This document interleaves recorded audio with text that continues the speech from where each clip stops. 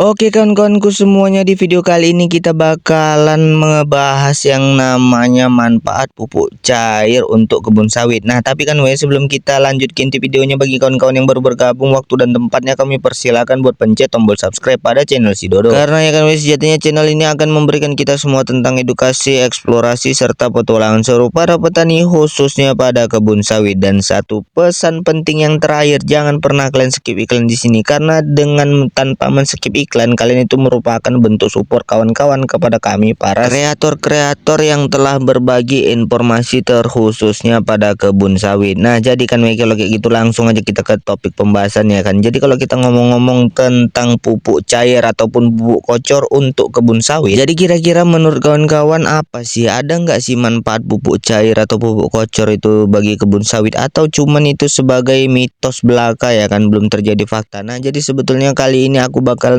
ngejelasin yang namanya 7 manfaat pupuk cair untuk kebun sawit. Nah jadi kalau kayak gitu untuk di manfaat yang pertama ya kawan-kawan. Nah jadi dengan menggunakan pupuk kocor itu lebih cepat diserap oleh tanaman, karena sejatinya pupuk cair bekerja lebih cepat dibanding pupuk butiran ataupun pupuk yang kita itu main pupuk sebar ya kan. Jadi itu pupuk cair itu lebih cepat diserap oleh akar. Kenapa bisa kayak gitu bang ya? Jadi kenapa bisa dia lebih cepat? Karena dia itu udah dicampur ya air sama pupuknya itu udah larut. Ibaratnya kalau kalian susah makan ya kan, sakit menelan lah tenggorokan kalian mana lebih suka makan nasi keras ya kan, kering tanpa kuah, atau disuapin bubur? Ya pastinya udah kalian pilih bubur. Itu sama lah, pupuk cair itu lebih cair ya kan, namanya udah pupuk cair, jadi itu lebih efisien ketimbang yang namanya kita main tabur. Nah jadi karena bentuknya cair ya kan, unsur hara itu langsung masuk ke akar dan daunnya, sehingga tanaman nanti lebih cepat bereaksi. Nah jadi ibaratnya seperti minum vitamin cair juga ya kan, langsung terasa khasiatnya ketimbang kita makan obat butiran. Kayak gitulah, udah gampang kali lah aku kasih pengertian sama kalian ini ya, semoga kalian paham ya kan.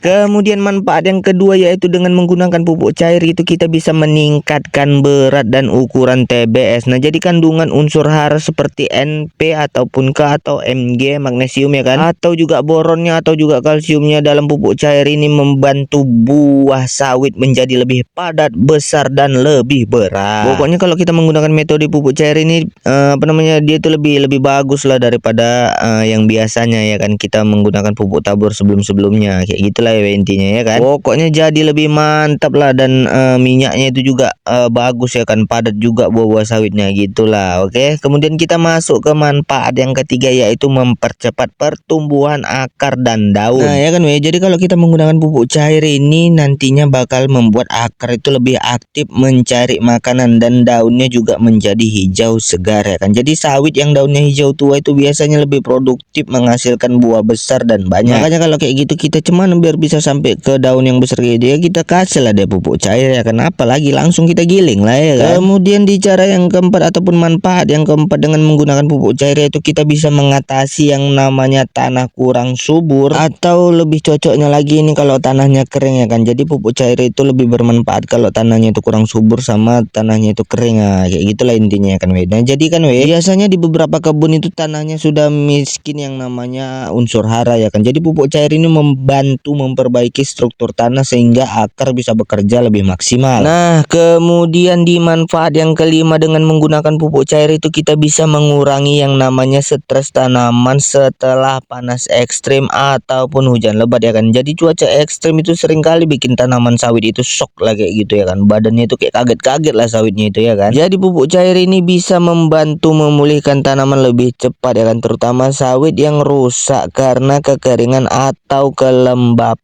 secara berlebihan. Nah kemudian manfaat pupuk cair yang keenam yaitu bisa menghemat penggunaan dibanding pupuk padat. Nah jadi kan pupuk cair itu karena reaksinya cepat dan penyerapannya tinggi ya kan, dosisnya biasanya hanya sedikit, tapi kan walaupun dosisnya sedikit udah terasa, dia udah kena kali dia. Walaupun sedikit jangan pula kalian anggap sepele ya kan, karena dia itu udah ada campuran-campuran yang bisa mengefektifkan kebun sawit milik kita, apalagi akarnya itu lebih mudah menyerap ya kan yang namanya namanya pupuk cair tersebut. Jadi biasanya ya kan dengan menggunakan pupuk cair ini kita jadi lebih hemat biaya pemupukan dalam jangka panjang. Nah, kemudian di manfaat yang ketujuh, dengan menggunakan pupuk cair itu kita bisa meningkatkan kandungan minyak ya kan. Jadi beberapa jenis pupuk cair itu mengandung unsur yang dapat meningkatkan kadar kadar minyaknya itu ada, dia lebih meningkat dengan menggunakan pupuk cair itu. Nah, jadi artinya apa? Jadi artinya itu ya kan pabrik itu senang, petani pun untung ya kan, karena buahnya itu lebih bernilai ya kan. Dengan kita menggunakan pupuk cair itu memang sepele nampaknya, tapi hasilnya itu lebih jos ya kan, lebih mantap ya kan. Nah, jadi ya kan kesimpulan singkatnya itu kalau kita itu menggunakan pupuk cair itu bakalan membantu sawit ya kan lebih cepat subur, buahnya lebih besar dan berat, tandannya lebih banyak ya kan, cepat respon dan hemat biaya. Itulah keuntungan kalau kita menggunakan yang namanya pupuk cair ataupun pupuk kocor. Nah, mungkin itu aja yang bisa aku sampaikan. Nah, kalau kayak gitu sampai bertemu di video selanjutnya ya kawan-kawan. Dadah.